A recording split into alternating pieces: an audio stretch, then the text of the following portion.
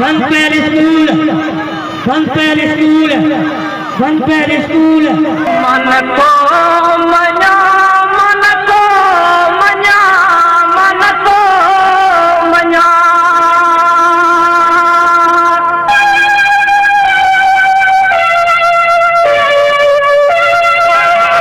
मन को मना, मन को मना, मन को मना। अंधे दस्तूर के तुके तूर के मन को मना। मन को मना, मन को मना, मन को मना। तुके तूर के मन को मना। मन को मना, मन को मना, मन को मना।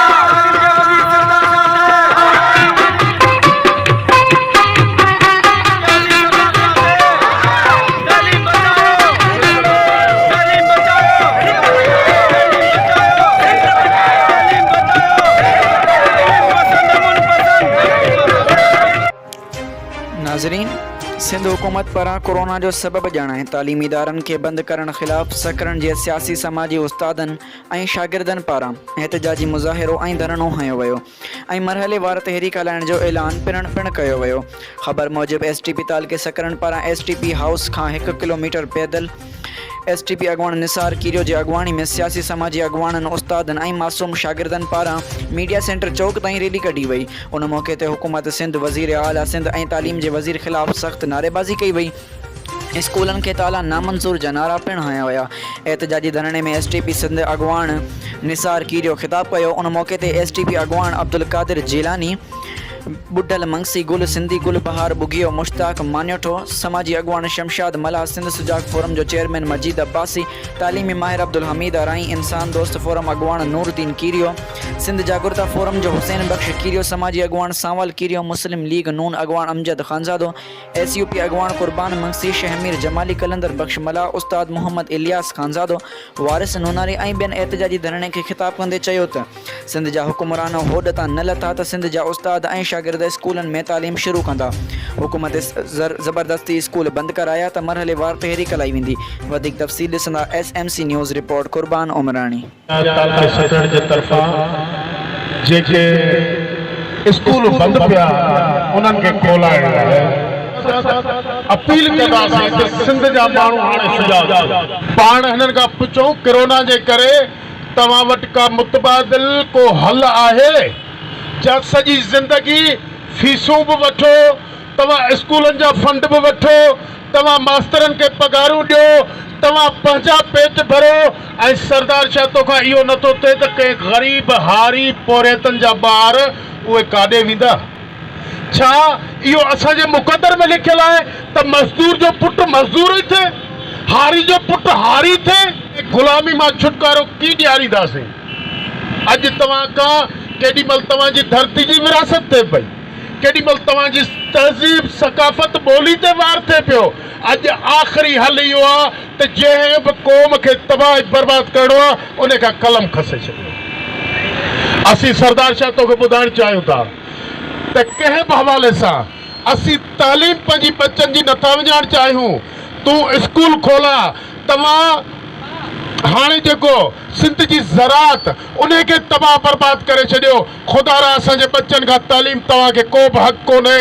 तव्हांखे जे पीपल्स पार्टी जे नाले ते शहीद मोहतरमा बेनज़ीर भुट्टो जे खून जे एवज़ तव्हांखे सिंध जे माण्हुनि वोट ॾी, तव्हांखे ऐवाननि ताईं पहुचायो। अॼु उन्हनि माण्हुनि लाइ तव्हां इहे जेके डिसीशन ऐं फ़ैसिला कयो पिया इहे इंतिहाई नाक़ाबिले क़बूल आहिनि। असीं वाज़े चिटो चऊं था त इहे मिनिस्टर, इहो वॾो वज़ीर, इहो कहिड़ी पार्टी जो आहे? इहो पीपल्स पार्टी जो आहे जेके यज़ीदी तौर में हा असांखे ख़बर आहे त तव्हां शहीद बेनज़ीर भुट्टो जे खून जी हिकिड़ी एनसी बि न कटाए सघिया आहियो। तव्हां सिंध जे मुस्तक़बिल लाइ छा करे सघो था? ॿुरुनि खां ॿेर गुण बराबरि आहे। सिर्फ़ु अचो त गॾु थियो, सहाफ़ी, सिविल सोसाइटी जा माण्हू, पढ़ियल लिखियल माण्हू, अचो त गॾु थी हिननि मकारनि, वज़ीरनि, भौतारनि खे पाण इहो पैगाम ॾियूं त तव्हांजी हाणे सिंध में एंट्री बि बंदि आहे, जो तव्हां असांजे बच्चनि लाइ तालीम जा इदारा बंदि। सिंध कराची खां वठी कशमोट सरापा एहतजाज करियल आहे। सिंध जे हर नंढे वॾे ॻोठ खां वठी शहर में नंढा मासूम ॿाला ऐं सिंध जा उहे सिंध परस्त दोस्त इहो मुतालो खणी निकिता आहिनि त मुसलसल जेका कोरोना जी आड़ में ये जेका हथरादू कोरोना पैदा कई वही आहे, ये जेका हथरादू बदमाशी पैदा कई वही आहे, मुसलसल 2 सालनि खां वठी सिंध जा स्कूल बंद कया विया आहिनि। अमी नज़र फेराईंदो उन ॿारनि ते। सभु कंहिंजे घरनि में ॿार स्कूली पढ़ंदड़ आहिनि, तव्हां नज़र फेराईंदो उन्हनि जे टैलेंट ते।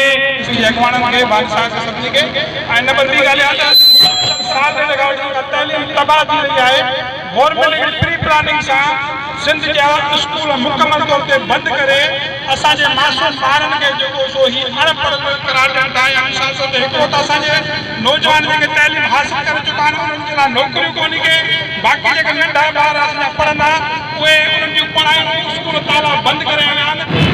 नेक बातों पर अमल करना तुम्हारा काम है, ये न पूछो कहने वाला कौन है क्या नाम है।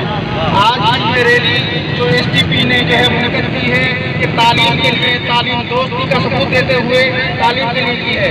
हम जो है सिंध गवर्नमेंट से ये पुरजोर अपील करते हैं कि ये खुदारा के स्कूलों को जो है बंद करने की आदत को तर्क कर दें। जब देखें कोरोना की आड़ में, किसी चीज़ की भी आड़ में जो है स्कूल बंद कर दिए जाते हैं।